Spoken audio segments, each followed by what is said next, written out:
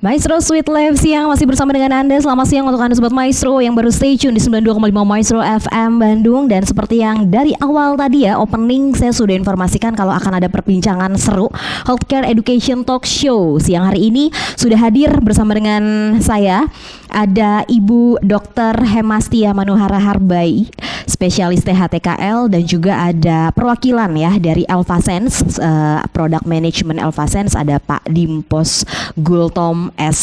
Farm. Dan kita akan membahas tentang satu topik, yuk ketahui manfaat cuci hidung di masa pandemi COVID-19 ya.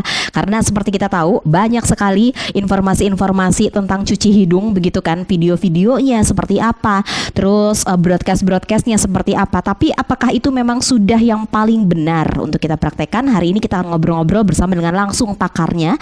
Ada dokter dan juga nanti ada Product Management Elvasense yang akan kasih tahu sebenarnya harusnya seperti apa begitu kalau mau cuci hidung ya.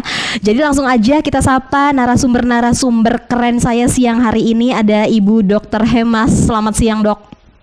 Halo, selamat siang Sobat Maestro, Mbak Mary, apa kabar? Sehat, semuanya? Dokter sehat ya dok ya. Ini di Tangerang ya dok ya? Alhamdulillah, siap ya di Tangerang Mbak. Di Tangerang nih, sudah dengan nuansa kemerdekaan nih Dokter Hemas ya. Ya. Thank you dok sudah hadir siang hari ini dan juga menyapa ada Pak Dimpos Gultom. Selamat siang Pak Dimpos. Halo, selamat siang Mbak Mary, Sobat Maestro dimanapun berada. Yes. Merdeka dong. Merdeka ini ya. Jadi kita masih di bulan Agustus ini merayakan 76 tahun kemerdekaan Indonesia, juga berbagi tentang hal yang bikin kita makin semangat pokoknya di bulan Agustus ini. Kita mau ke Dokter Hemas dulu ya Pak Dimpos ya. Sebagai dokter spesialis THTKL, kita akan membahas tentang manfaat cuci hidung di masa pandemi. Dok, tentang terapi cuci hidung. Mungkin tahun ini sepertinya tahun-tahun kemarin kalau saya pribadi itu tidak pernah mendengar tentang terapi cuci hidung. Malah agak serem. Pas saya pertama kali mendengar ini di bulan Juni gitu ya. Pas Bandung waktu itu lagi tinggi-tingginya, terus kok melihat banyak sekali di media sosial pakai cairan infus gitu ya, NaCl, kemudian ada alat suntiknya begitu kan. Terus manual aja dimasukin terus main ditembakin aja ke hidung. Waktu itu saya cuma tahu seperti itu. Belum tahu ada alat-alat yang memang sebenarnya khusus untuk terapi cuci hidung. Nah, tentang terapi cuci hidung sebenarnya secara umum boleh dijelaskan nih dok untuk kita orang awam. Silakan dok. Oke, baik. Jadi cuci hidung sendiri itu sebenarnya bukan barang baru, bukan dari bulan Juni, bukan dari sebelum pandemi, bukan dari pas pandemi aja maksudnya. Jadi sebelum pandemi, jauh sebelum dari pandemi, cuci hidung itu sudah dilakukan, terutama untuk pasien-pasien yang memiliki penyakit-penyakit area hidung gitu ya. Macam-macam. Itu bisa rinitis atau yang sering alergi, bersin-bersin dan lain-lainnya, atau bisa sinusitis mungkin teman-teman tahu, atau pernah ada yang mimisan atau epistaxis kita bilang, atau terkadang ada beberapa benda asing pada anak-anak juga kita berikan terapi cuci hidung itu karena balik lagi anak-anak itu kalau lagi pilek dia belum bisa mengeluarkan lendirnya sendiri, jadi dilakukanlah cuci hidung, itu prinsipnya. Nah, tapi sebenarnya cuci hidung itu apa sih gitu ya, itu apa gitu ya. Jadi secara judulnya gitu, cuci hidung ya sama, cuci ya dicuci hidungnya. Jadi hidungnya tuh dibilas intinya. Dibilas menggunakan apa ini pertanyaannya, yaitu menggunakan cairan fisiologis, di mana cairannya itu harus sesuai dengan pH tubuh, bersih, dan juga steril. Sebenarnya yang lebih baik sih steril seperti itu. Tapi nanti ke depannya sudah banyak sekarang beberapa cairan dan juga seperti garam-garam fisiologis yang khusus untuk cuci hidung yang bisa dilakukan untuk mencuci hidung. Di garis bawah ya, garam khusus cuci hidung, bukan garam dapur, garam masak ya ibu-ibu semuanya. Jadi tetap harus garam yang sesuai untuk khusus cuci hidung. Seperti itu Mbak Mary kurang lebih.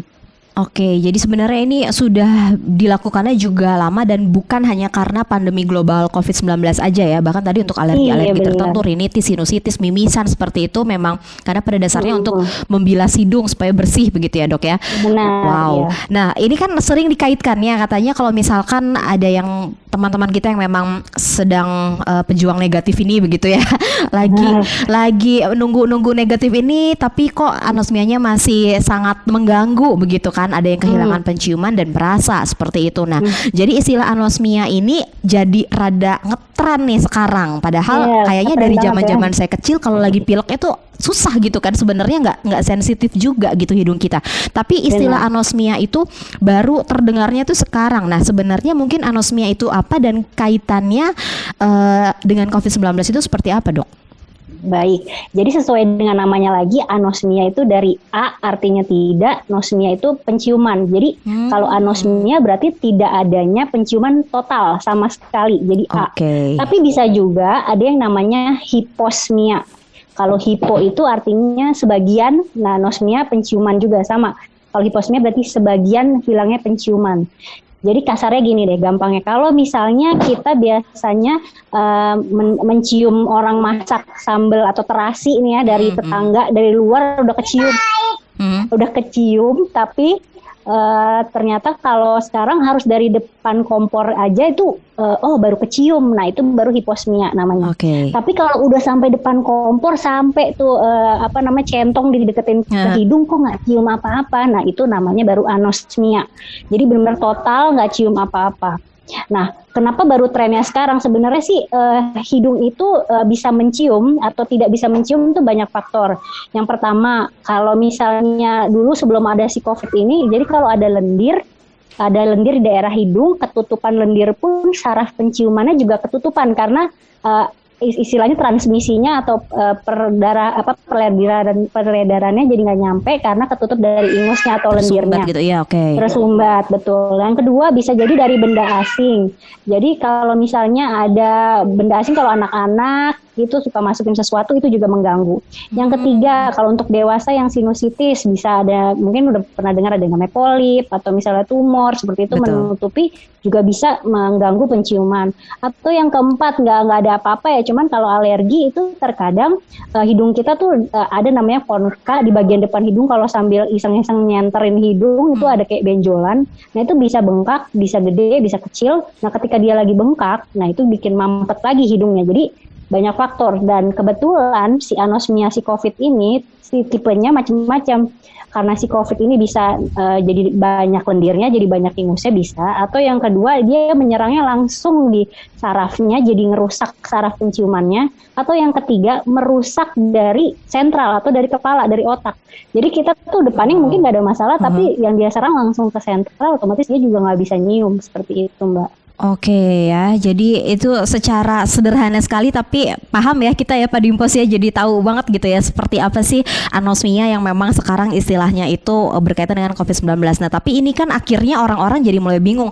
Kalau udah mulai anosmia udah mulai panik duluan begitu kan ya, Dok ya. Ini anosmianya memang karena saya terpapar COVID begitu, atau memang anosmianya karena tadi ada polip, memang rinitis, memang sinusitis. Ada nggak sih cara cepat gitu kita tahu kalau ini sebenarnya anosmianya memang anosmia yang memang pada flu biasa begitu mungkin? Ya kalau bisa ditanya bedain anosmia COVID sama non-COVID gitu tuh paling banyak ditanya. Gimana ya cara bedainnya? Jawabannya nggak bisa, sama sebenarnya. Sama aja. Jadi tetap harus dilakukan pemeriksaan PCR terlebih dahulu untuk menentukan apakah itu COVID atau bukan. Itu satu. Tapi sebenarnya secara ya namanya nih COVID ini pelajaran baru ya. Semua dokter-dokter yang udah lama kita tuh nggak pernah dapat pelajaran COVID zaman dulu sekolah. Mungkin dokter-dokter yang baru lulus mungkin ada ya kali ya, tapi kalau zaman-zaman saya tuh nggak pernah dengar ada COVID sebenarnya. Jadi masih berjalan. Nah, balik lagi kalau misalnya cara membedakannya menurut literatur atau bacaan yang baru-baru ini kan namanya masih berjalan. Kalau si COVID ini lebih cenderungnya kasarnya dia lebih ganas gitu. Kalau misalnya untuk anosmia benar-benar total blok cepet hari itu juga gitu. Tapi kalau misal orang-orang rinitis gitu masih bisa sebenarnya nyium-nyium dikit seperti itu. Dan biasanya juga kalau anosmia pada COVID ini selain benar-benar nggak bisa cium, biasanya disertai juga dengan gangguan perasa seperti itu, atau nggak bisa berasa makanan jadi nggak enak kayak gitu. Biasanya lebih ganas lah kalau si COVID ini dan lebih cepat banget hilangnya kayak gitu. Tapi ada beberapa testimoni dari teman-teman juga, bener nggak sih dok? Ada juga yang jadi hiper gitu. Maksudnya dia jadi mengacaukan perasa gitu. Ada yang minum air putih tiba-tiba, teman saya tuh bilangnya kayak rasa air kelapa begitu kan, atau enggak kayak makan mie instan yang memang dimasakinnya itu bumbunya memang satu takaran itu, tapi dia bilang ini kok asin banget sih kayak dituang garam. Nah, ada yang seperti itu juga nggak sih dok? Itu apakah Betul. termasuk anosmia? Oke, jadi sekarang si COVID itu awal-awal anosmia, hiposmia, nggak bisa cium. Lalu makin ke sini pelajaran baru namanya parosmia atau gangguan Oke. distribusi atau identifikasi atau membedakan diskriminasi dari pembau gitu. Terkadang ada yang jadi baunya kayak bau besi, baunya kayak pahit. Bisa cium nih ada bau nih di depan kita kayu putih, tahu nih ada bau, tapi nggak bisa nyium ini kayu putih, aku nggak bisa detect ini kayu putih. Pokoknya ada dicium-cium bau tuh ada, tapi dia nggak bisa diskriminasi bahwa ini adalah kayu putih. Itu sebenarnya. Jadi si COVID ini makin kesini namanya virus ya, dia sering bermutasi. Makanya dari dulu ada alfa, beta, delta, sampai nggak tahu deh, amit-amit jangan sampai bertambah lagi ya. Cuman tetap namanya virus tuh ada mutasi dan setiap virus memiliki tipe-tipe karakteristiknya lagi gitu ya. Jadi ya sekarang memang benar ada yang seperti itu gitu. Intinya sih makanya yang kita tanyakan jangan langsung anosmia tapi gangguan penciuman biasanya yang kita tanya. Iya, gangguan penciumannya ya. Oke. Wow, cukup jelas sekali ini penjelasan dari Dokter Hemas dan akhirnya kan orang-orang penasaran kalau untuk anosmia sendiri di para penyintas COVID gitu ya yang sudah melewati itu testimoninya macam-macam. Ada yang cuma 3 hari bahkan, tapi ada juga yang berbulan-bulan baru kembali. PCR-nya sudah jauh, CT-nya juga sudah baik, tapi ada juga yang memang masih terapi. Nah, dok, kenapa anosmia ini katanya ada yang bisa sembuh sendiri, ada juga yang memang harus membutuhkan terapi yang katanya cium bau yang sangat menyengat begitu ya. Jadi sebenarnya gimana nih dok? Apakah untuk menghilangkan anosmia ditunggu aja begitu ya sampai kebalik sendiri, atau sebenarnya bisa ada terapi lain untuk mempercepat? Baik, jadi memang balik lagi COVID ini adalah penyakit virus gitu ya. Virus itu sebenarnya kasarnya nggak usah diapa-apain, dia sebenarnya bisa self-limiting atau dia bisa sembuh sendiri sebenarnya kuncinya. Makanya sih tergantung, kita tuh tidak menyarankan kayak langsung kasih antivirus bla bla bla bla gitu. Itu case by case, setiap pasien beda-beda intinya itu.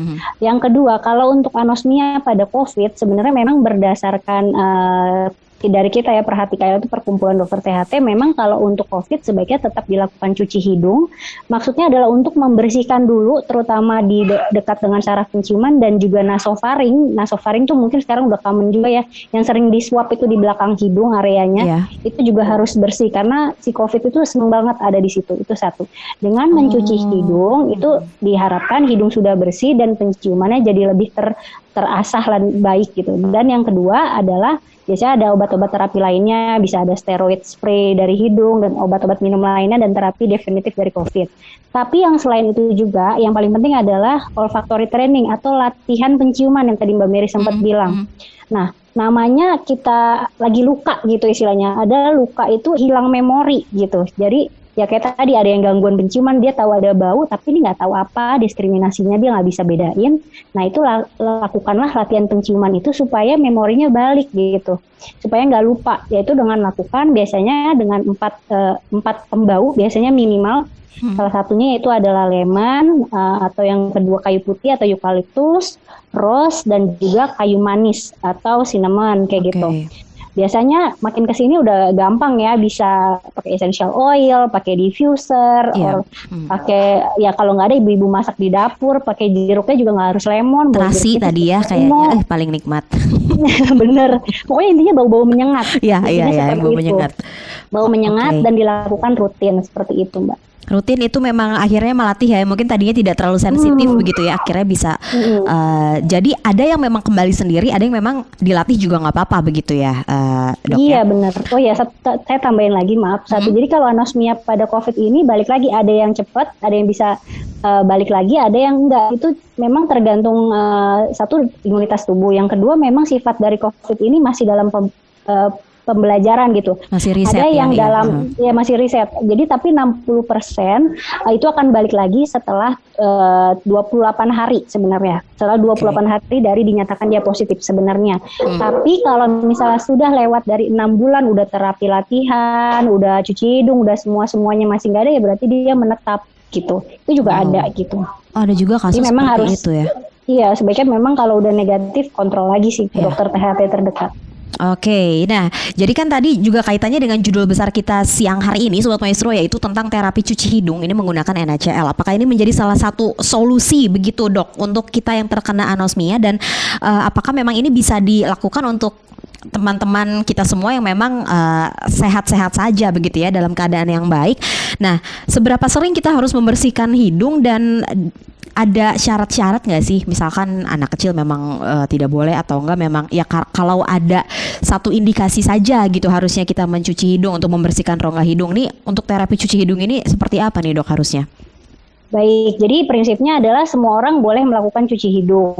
Cuman yang nggak boleh adalah mungkin kalau anak-anak di bawah 2 tahun itu boleh dengan cuci hidung, tapi ada posisi-posisi tertentu. Jadi semua dari kasarnya dari bayi sebenarnya boleh melakukan cuci hidung, cuman nanti sebenarnya harus melihat dulu cara posisi duduknya. Kalau dia sudah bisa duduk sendiri, sudah bisa duduk dengan tegak, itu udah boleh dengan cuci hidung. Baik, bisa macam-macam ya, sekarang udah banyak, bisa dengan suntikan yang Betul. paling awal tapi tidak pakai jarum.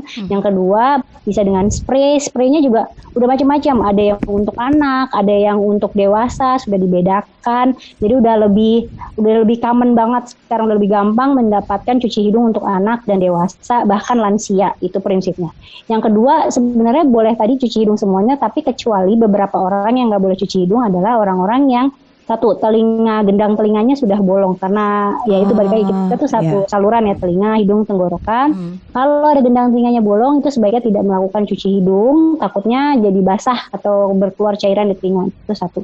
Yang kedua, orang-orang yang tidak bisa duduk dengan sendiri gitu ya, maksudnya tadi makanya pentingnya duduk supaya dia bisa mengeluarkan lendirnya sendiri, yaitu pada orang-orang mungkin yang stroke, yang tidur tirah baring terus lama seperti itu sebaiknya tidak dilakukan seperti itu. Jadi boleh dilakukan semua orang, dan sebaiknya ya untuk pencegahan terutama di area pandemi seperti ini bisa dilakukan 1-2 kali sehari, terutama pagi dan sebelum tidur seperti itu. Oke, 1-2 kali seharinya itu di pagi sekali sama pas sebelum tidur begitu ya. Wow. Minimal. Nah, terima kasih loh dok, ini untuk penjelasannya cukup Sama-sama. mudah dimengerti begitu ya. Kalau buat saya, oh ya jadi tahu begitu ya. Nah sekarang kita mau beranjak nih ke Pak Dimpos Gultom, perwakilan juga ya Product Management dari Elfasense. Nih mungkin boleh dijelaskan ke kita tentang Elfasense-nya sendiri, karena tadi Dokter Hemas juga udah bilang macam-macam sekarang ya. Ada yang mau tradisional aja, alat-alatnya ngumpul-ngumpulin sendiri, tapi kan sekarang sudah ada yang lebih sederhana begitu ya. Nah jadi tentang yang dimiliki oleh Elfasense ini seperti apa, Pak Dimpos, silakan. Oke, thank you Mbak Mary dan Sobat Maestro dimanapun berada. Nah sebelumnya nih biar seperti kata pepatah ya, nggak kenal maka nggak sayang gitu kan ya. Nah jadi saya mau ibaratnya kenalin nih ke teman-teman Sobat Maestro, apa sih Elfasense? Apakah ini brand dari, kok tiba-tiba ada nih di Indonesia gitu kan ya. Jadi Elfasense itu sebenarnya salah satu brand dari PT Ensefal Medica Prima, atau teman-teman yang lebih kenal adalah Kalbe Group sebenarnya.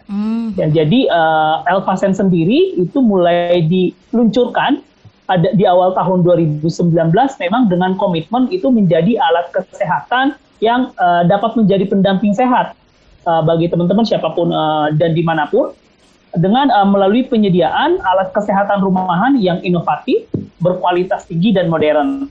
Nah, sejak diluncurkan dari awal tahun 2019 sampai dengan saat ini, Elfasense sendiri sudah memiliki produk dalam berbagai kategori, seperti untuk alat cuci hidung, kemudian alat cek gula darah yang tersambung ke handphone, satu-satunya di Indonesia, kemudian tensimeter digital dengan teknologi terbaru, kemudian nebulizer dan pampers dewasa. Kurang lebih seperti itu.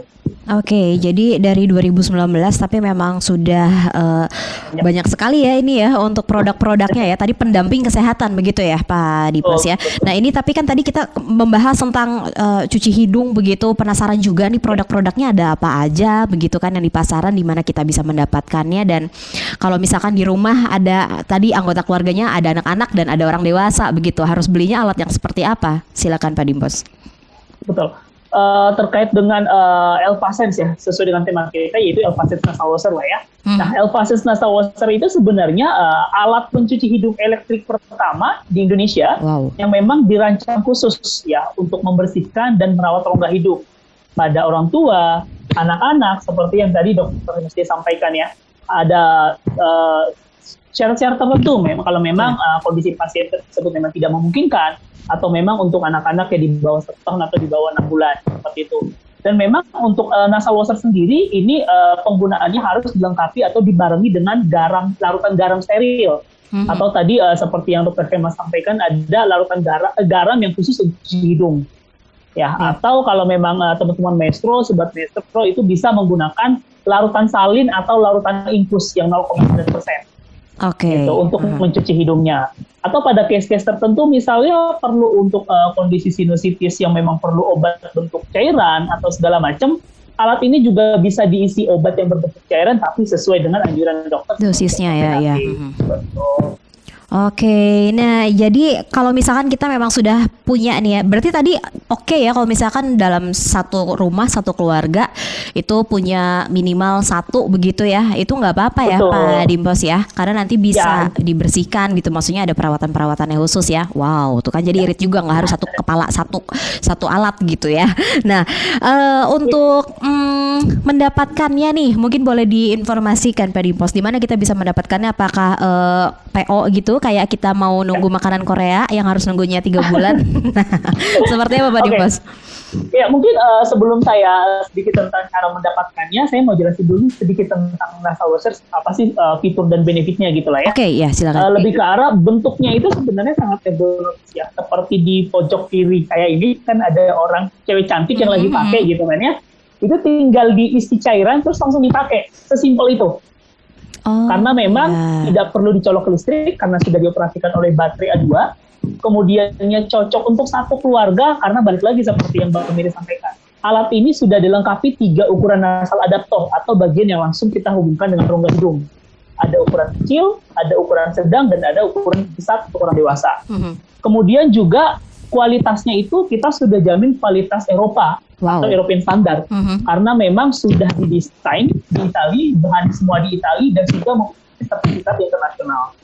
Dan satu lagi yang berani kita jamin adalah garansi alat 5 tahun. Garansi 5 tahun? Waduh, lama banget. Betul. Jadi karena memang European standard tadi, kita sudah berani menjamin bahwa alat yang kita berikan ke konsumen itu bukan alat yang sekedar ada, tetapi alat yang bisa menjadi pendamping hidup sehat dimanapun Sobat Maestro berada. Betul-betul balik lagi ke tadi ya, visi awalnya ya dari Alphasense ya, ini adalah pendamping kesehatan ya. Oke. Jadi terkait dengan tadi pertanyaannya, gimana sih mendapatkan, sebenarnya sangat gampang sekali.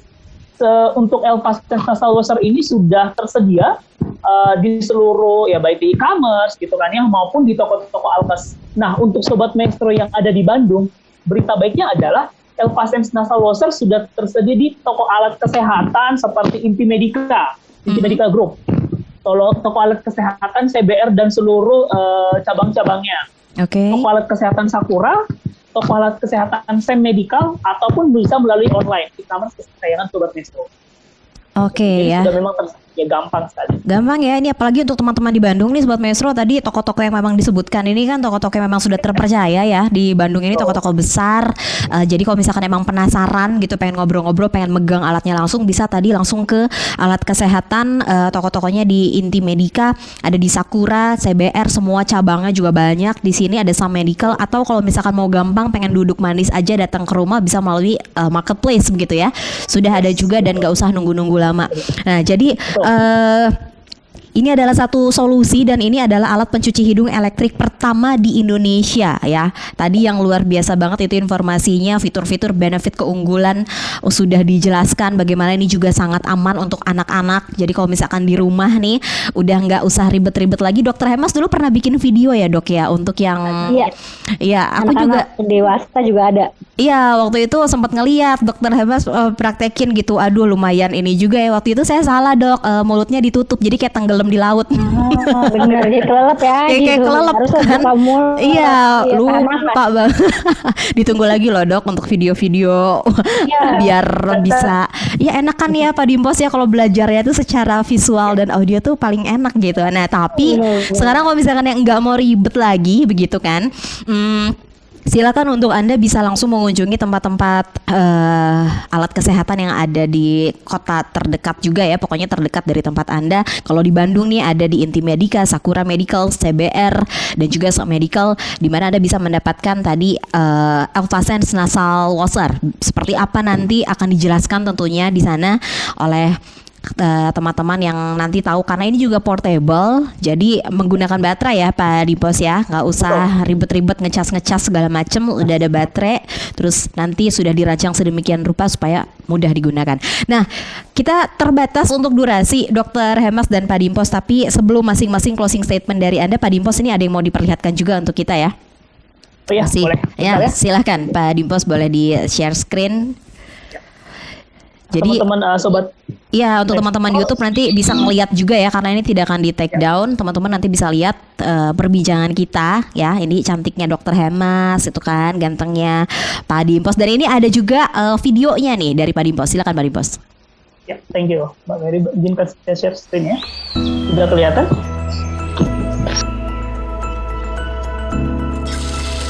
Ibuku adalah sosok yang luar biasa, selalu menjagaku setiap saat.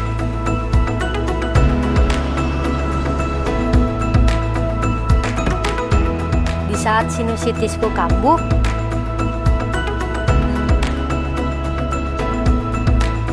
ibu tahu yang terbaik untukku.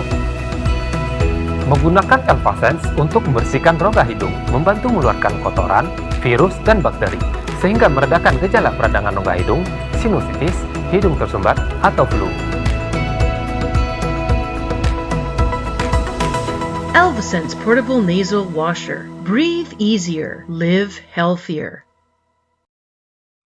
Oke, jadi udah kebayang ya bentuknya seperti apa, seperti kayak botol minum air mineral seperti itu ya. Jadi travel size kurang bisa lebih. dibawa kemana-mana Ya. ya. Jadi terima kasih banyak Pak Dimpos dan Dokter Hemas. Boleh masing-masing dari dokter dulu Dok, ada yang ingin disampaikan untuk kita semua, silakan. Oke, baik. Terima kasih untuk Maestro, semua Sobat Maestro atas undangannya dan juga Elvasense.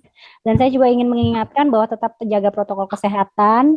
Selain mencuci tangan, menjaga jarak, memakai masker, yang paling penting sekarang adalah mencuci hidung. Jadi nambah M-nya ya, jangan lupa. Dan bisa dilakukan anak dan dewasa hingga lansia.